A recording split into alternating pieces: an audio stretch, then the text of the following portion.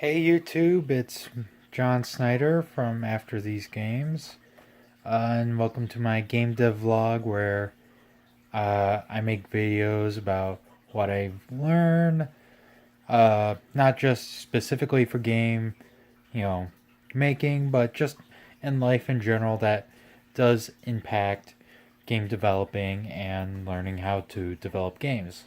And pretty much this is a, vlog series about my journey to becoming a game developer. As the time of this recording, I'm still starting out, I'm still learning. And these aren't just videos for people to watch and people to learn from my mistakes, but it's also for me to look back on these videos, see how far I've come. Hopefully, future me, this is for future me to watch and kind of remind myself of these lessons and all that. And today I want to talk about comparing yourself to others. The reason I'm doing this is because I very much struggle with this. I was watching gameplay. I was watching gameplay footage of Cuphead, and I was just like, man, I will never be able to get there. You know the phrase like, oh man, that looks so awesome. I wish I could do something, that good. Or man, that developer is so cool. I'll never be like that developer. Uh, you probably heard, if you're not only just in game making, but in any creative field, you've probably told yourself this at some point, that I'll never be as good as blank. And it's a very, very, very dangerous trap. It's one that I struggle to not fall into every day, and that it's one of the reasons why I'm making this video, because I'm trying to tell myself, don't do it. You're not like, yeah, I'm not the developers of Cuphead, but that's a good thing because I need to not compare myself to them. They are not the standards I should be, working to. Now, don't get confused. Don't get me confused. I'm not, saying, the quality of Cuphead, is good or bad. That is not the case. No, it's the fact that it's how I. Here's what I'm trying to say. You can. The only person you should be comparing yourself to is yourself. You are not anyone else, and anyone else is not you. All right, and I know people have said this a dozen times, but I'm saying this because I gotta remind myself of this, that I'm me. What I make is, I can only compete with me. So, yeah, my first projects are gonna stink, but later on the line, like maybe in a few months, continuing on this, path of developing games, just continuing making games, working on projects, not only months but years. You'll look back on these games. Those are the things you got to compare. Like, you want to compare your game, your work to, is your past work, to see like, oh, I improved on this. I've come a long way. And it's such a trap, when you're starting out, when you don't have anything to compare to other than other developers' work, other, amazing game titles. It discourages you. It it's one of those, probably one of the biggest things that leads to people to quit developing games, to quit, creating, because they compare themselves to people who made these awesome games. But the problem is that they don't see the work that was put into these awesome games, the time that was put into these awesome games. They don't see that. They don't see the millions and millions and millions and millions of failed projects these developers, who have made really successful products, have made. They didn't see those failures. They didn't see the 40, 20, 40 games they made before that didn't work out. They didn't see their grind. And that's and it's again a trap. It's a trap to compare yourself to others, because when you don't see, like you could tell yourself, oh yeah, of course it takes, it's going to take years. Of course it's going to take a lot of work, but telling yourself that and experiencing that self, like yourself experiencing that for yourself. When I start editing videos, these vlog videos are going to look a lot better. But right now, I'm still in the construction phase of my channel and all that. I'm waiting for PC that'll help me. That should hopefully help me on, just better processing, just getting better quality stuff out there. Anyway, got a little sidetracked, but again, you really in the beginning stage, you have to focus on yourself.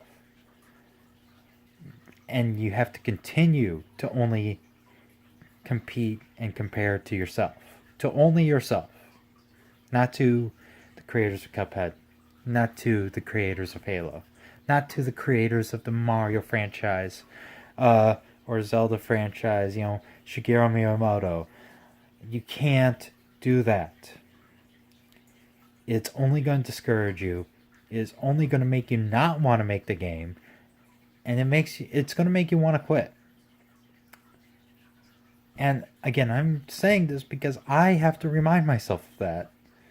Because I don't know how many times I fell for this trap where I did this. And of course, I quit what I was doing.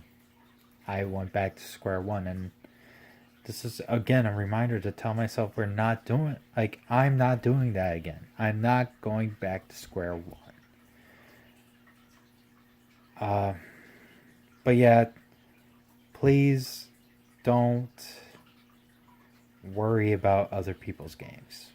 Don't worry about that successful game and how it compares to your game. Your game is different. Unless you're copying, which is a totally different subject. But anyway, you really only have yourself to compare to. And over time, when you continuously, when you only compare yourself, compare to yourself, to who you used to be, it's going to be easier. I haven't experienced it myself, but I do imagine that maybe a year from now, when I made more games, I look back on the first game I made, which I'm calling it You Are You. That is going to be the name of the game. It's going to be a platformer where all the objects are words. Should be interesting. I'm hoping to have it on the Saturday this week, so that would be March 30th, 2019. It is going to probably be bad. I will even go far as to say it'll be horrible, because for this game, I'm still looking up tutorials, and it's not going to have much content. It's going to be probably 1 or 2 level platformer, and I only gave myself a week to work on it. You also have to lower your own expectations on yourself. If you're just starting out, you're not going to make Halo. You're not going to make Mario. You are going to make what you can make. And I'm still having to follow a tutorial, which kind of kills me on the inside.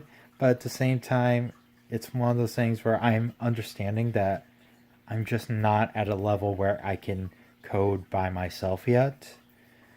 I don't know the game maker language yet. Not to the extent where I can do it by myself. And I don't know how long it's going to take for me to fully, learn that. Or maybe I'll switch to Unity by then. Who knows what's going to happen? But I'm hoping that when this game comes out, and a year has passed, and I've made more games, more little crappy games. But I have a game that comes out a year from now where I can compare it to this game and say, wow, look how much better I got.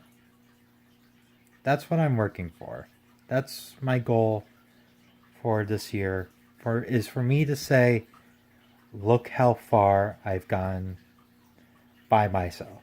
Look how far I've gone. Look at how much I improved. That is the things I want to say, and that's the things that you should be working to say as well, if you're starting out just like me. Anyway, I hope you guys found this video of any value. I'll be doing these vlogs Monday, Wednesday, Friday. I might try to work on the schedule so I can get these vlogs up daily as well as Let's Play videos, but we'll see. I'm still just starting out. I still kind of have to ease into things, so working on this Monday, Wednesday, Friday schedule for the vlog and Tuesdays, Thursdays for Let's Plays is just me easing in and working out the flaws before I start getting content on every day. So it's not going to be an instant process how much I want it to be, make videos every day, done. No, I have to ease in. I have to work at a pace. So do you guys. Anyway, let me know in the comments if you found anything helpful or if you have any advice of your own. I would love to know. If you like this video, thumbs up. If you hate this video or hate my face, thumbs down. And subscribe if you want to actually watch more of my content. And of course, check the links down below. Anyway, I hope to see you guys in the next video. Take care.